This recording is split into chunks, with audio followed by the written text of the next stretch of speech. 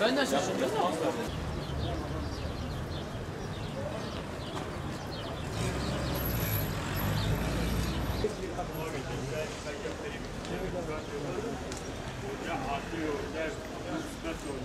Yılbaşı İstanbul.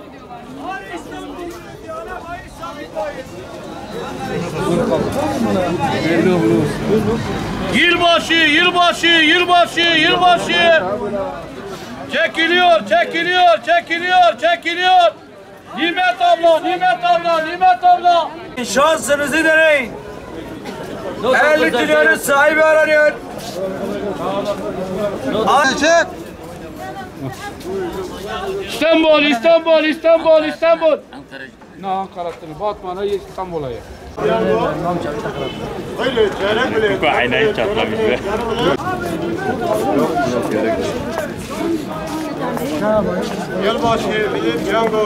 Yani kumar oynanmasında bugüne kadar hiç kimse hayır görmemiş. Bugüne kadar milli piyango alıp da iflah olanı biz görmedik.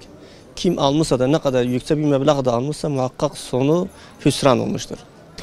Yani en büyük zararı ilk başta kendisinedir. Ondan sonra işte emek harcanmadan kazanılan bir para olduğu için haliyle bunun gitmesi de aynı şekilde kolaydır.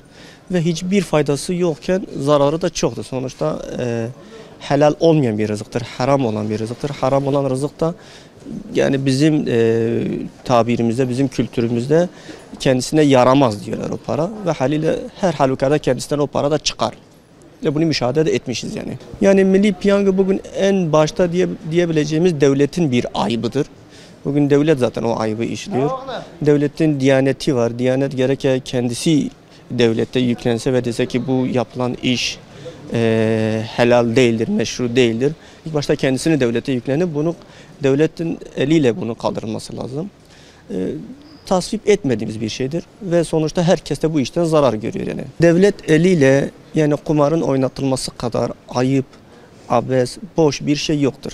Yani devlet demek odur ki insanları, toplumunu, vatandaşını koruyan, onların yönünü sözde iyiliğe sevk etmesi gereken bir kurum iken daha çok kendi eliyle onları kumara, onları kavgaya, onları gürültüye teşvik ediyor.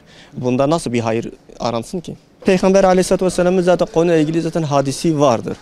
Yani kim ki kendini hangi topluma benzetirse o da onlardandır.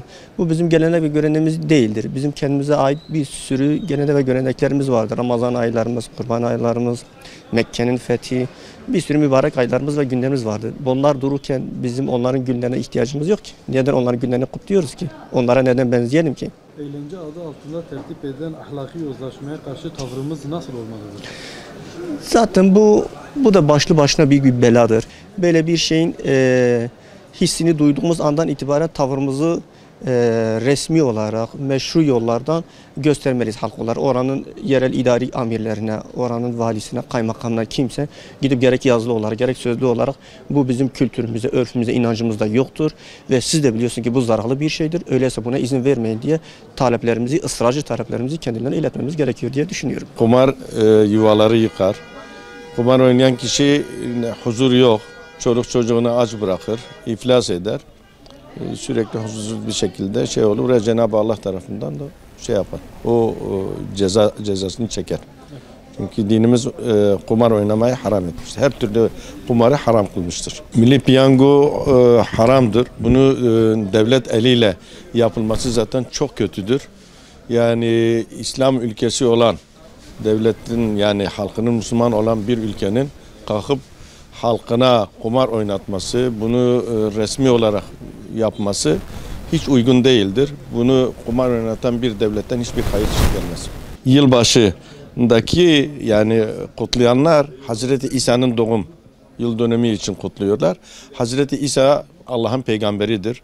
Allah'ın peygamberinin yaptığı şekilde onun yolunda gitmeleri gerekir iken halk içki içiyor, kumar oynuyor. Ondan sonra ne yaptığını bilmiyor. Allah'a isyan ediyorlar. Allah'a isyan ile peygamberin yıl dönümü kutlanmaz. Peki bir Müslüman olarak bu yılbaşı etkinliklerini Müslümanların kutlaması nasıl değerlendiriyor? Müslümanların kutlaması çok kötüdür. Müslümanların bozulduğu anlamına gelir. Yani Kur'an ve sünnete göre hareket etmiyorsa, bu sefer mesela diyor kişi inandığı gibi yaşamıyorsa yaşadığı gibi inanmaya başlar. Yani bu Peygamber Aleyhisselam dönemindeki ashabın yolunda gitmemiz gerekirken şu anda kendi nefislerine, heveslerine göre bir din icat edip o dini dinmiş gibi gösteriyor. Halbuki bu din sapık bir dindir. Yani din değildir yani. Kendileri tarafından icat edilen bir dindir. Bu da kendilerine zarar verir ve azap çekmelerine yeter sebeptir. Kumar oynanması, kumar elbette ki çok kötü bir ahlaktır. Kumara müptela olan gençlerimiz ne kendisine, ne ailesine, ne topluma hiçbir şeye artık yararları yoktur. Sürekli kendilerine zarar veriyor ve çevresine de zarar vermektedirler. Milli Piyango devlet eliyle oynanan bir kumar şeklidir. Nasıl ki kumarı anlattık, kumar kötü bir şeydir. Aynı hakeza Milli Piyango'da, milli zaten milli demek yanlış olur da. Piyango o da kumarın en büyük çeşididir ve en acı tarafı da devlet tarafından oynanmasıdır. Ki devlet mesela gidip halk tarafından oynandığı zaman baskınlar düzenliyor. Bazı kişileri gözaltına alıyor, kumar makinelerine el koyuyor. Ama beri tarafta baktığımız zaman piyango, milli piyango adı altında bizzat devlet kumar oynuyor ve halkı kandırmaya çalışıyor. Bu da halka en büyük zarardır.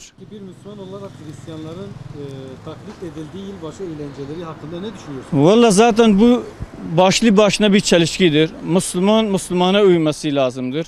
Müslüman Müslümana benzemesi lazımdır. Müslüman gayri Müslüme benzememesi lazım. Ki Peygamber sallallahu aleyhi ve sellem diyor kim hangi kavme kendini benzetirse o da o kavimdendir.